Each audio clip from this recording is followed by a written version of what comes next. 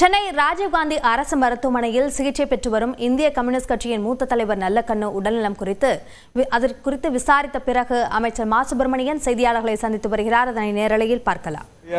செயற்கை சுவாசம் தந்து சடேஷனும் கொடுத்து இப்ப அவரை ட்ரீட்மெண்ட் கொடுத்துருக்காங்க. தீவிர கண்காணிப்புல இருக்கும் அதிகமான பிரபலமானவங்க வரும் பொழுது அதான் இந்த பத்திரிகையாளர்கள் மற்றும் ஊடகவியலாளர்களின் வாயிலாக பொதுமக்களுக்கும் மற்றும் அரசியல் இயக்கங்களைச் சேர்ந்த முன்னோடி பெருமக்களுக்குமான ஒரு வேண்டுகோள். 101 வயதை கடந்தவர், மிகப்பெரிய தேசிய விடுதலை போராட்ட வீரர், மிகப்பெரிய தலைவர். அவருக்கு இப்பொழுது தேவையே இந்த தீவிர சிகிச்சை அளிக்கும் நேரத்தில் தனிமையும் அவருக்கு பெரிய அளவிலான பாதுகாப்பும் தான். எனவே வெளியிலிருந்து வந்து அவருடைய உடல் நலத்தில் அக்கறை கொண்டு விசாரிப்பதை, குறிப்பாக மருத்துவமனைக்கு அவரை நேரில் பார்த்து விசாரிக்க வேண்டும் என்கின்ற அளவிலான அந்த நிலையை கைவிட வேண்டும் என்று கேட்டுக்கொள்கிறோம். மருத்துவமனைக்கு வந்தால் இங்கே ஒரு மருத்துவர் குழு அவருடைய உடல்நிலை குறித்து யார் வந்து எப்போது கேட்டாலும் சொல்வதற்கு தனியாகவே ஒரு டீம் ஒன்று போட்டு வருபவர்களுக்கு பதில் சொல்வதற்கு வெளியிலேயே அந்த இதில் அங்கேயே உட்கார வைக்கிறோம். அவங்கள பதில் சொல்லி அனுப்ப சொல்றோம்.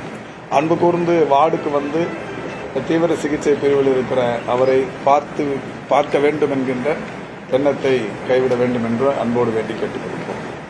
கேரளா மாநிலம் எல்லையோர பகுதிகளெல்லாம் அந்த அமீபா வைரஸ் வந்து ஆல்ரெடி பதவிக்கு வந்து திரும்ப பரவுது. கூட ஒரு 13 நாளைக்கு முன்னாடி 13 பொண்ணு கூட அஃபெக்ட் ஆயிட்டாங்க.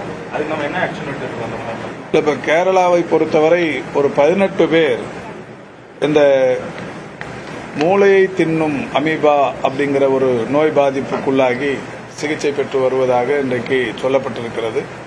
கடந்த ஒரு வார காலமாகவே அந்த நோயின் தன்மை என்பது அங்கே கூடியிருக்கிறது.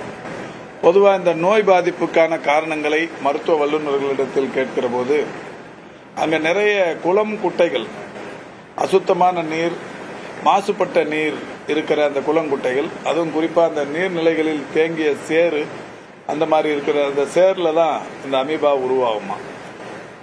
அந்த குளம் குட்டைகளில் குளிக்கிற போது மூக்கின் வழியே அந்த அமீபாக்கள் போய் மூளையை பாதித்து மூளை காய்ச்சல் ஏற்பட்டு அதன் தொடர்ச்சியாகத்தான் மரணம் என்கின்ற அளவில் இருந்து கொண்டிருக்கிறது.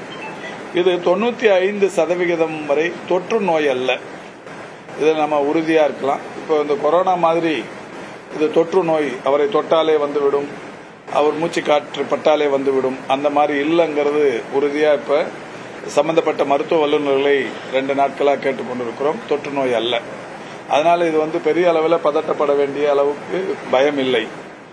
ஆனாலும் கேரளால வந்து இந்த மாதிரியான குளம் குட்டைகள், அசுத்தமான நீர்நிலைகளில் குளித்ததால் தான் இந்த நெக்லேரியா ஃபோலேரி என்கின்ற ஒரு அமீபா காரணமாகத்தான் இந்த மூளை காய்ச்சல் நோய், முதன்மை அமீபிக் மெனிங்கோ என்செபலைட்டிஸ் என்கின்ற இந்த நோய் பாதிப்பு கண்டுபிடிக்கப்பட்டிருக்கிறது. இதனால வந்து இந்த நோய் பாதிப்புக்குள்ளானவர்களுக்கு கடுமையான தலைவலியும், காய்ச்சலும், வாந்தியும், மனக்கழப்பு நிலையும், கழுத்து வலியும், நடத்தை மாற்றங்கள், மயக்கங்கள் போன்ற பாதிப்புகள் ஏற்படுகிறது. இது உடனடியாக இப்ப கேரள சுகாதாரத்துறை அவர்களுக்கான இந்த சிகிச்சைகளை சிறப்பாக வழங்கி அதற்கான நடவடிக்கைகளை எடுத்து வருகிறார்கள். இதன் மூலம் நாம வந்து இந்த கேரளா பார்டர்ல இருந்து வர்றவங்க இல்ல அங்கிருந்து இங்க பயணிச்சு வர்றவங்களுக்கு இந்த பாதிப்பு வந்துருங்கிற இந்த அச்சத்தை, பதட்டத்தை ஏற்படுத்த வேண்டிய அவசியம் இல்லை. இது தொற்று நோய் அல்ல. இருந்தாலும் தமிழ்நாட்டிலும் கூட அந்த மாதிரியான ஒரு மாசுபட்ட குளம் குட்டைகளில் அந்த குளிப்பதை தவிர்த்துக் கொள்வது நல்லது. அது மட்டும் இல்ல, நீச்சல் குளங்கள் கூட நிறைய பண்ணை வீடுகள்ல நீண்ட நாட்கள் பராமரிப்பு இல்லாமல் இருக்கிற நீச்சல் குளங்கள்ல கூட தூய்மைப்படுத்தி அதுக்கு தேவையான அந்த மருந்துகள், ரசாயன மருந்துகள்லாம் இருக்கு, அதெல்லாம் போட்டுட்டு குளிக்கிறது நல்லது. இது அதனால வர்ற ஒரு பாதிப்பு தான். அதனால நம்ம பெரிய அளவில் பயப்பட வேண்டிய அவசியம் இல்லை. இந்த சென்னை 3 டிபார்ட்மெண்ட் எப்படி இருக்குன்னா, உள்ளாட்சித்துறை நிர்வாகம், கால்நடை மருத்துவத்துறை, நீங்க நம்ம மருத்துவத்துறை, 3மே சேர்ந்து பண்ணா மட்டும்தான் இந்த திருநாய்க்கடியை வந்து அது வந்து எல்லாத்தையும் காப்பாற்றவும் முடியும், இது முடியும்.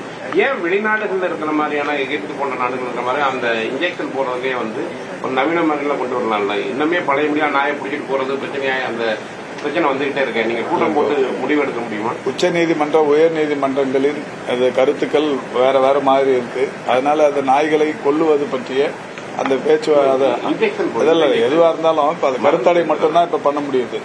கருத்தடை மட்டும்தான் இப்ப பண்றாங்க.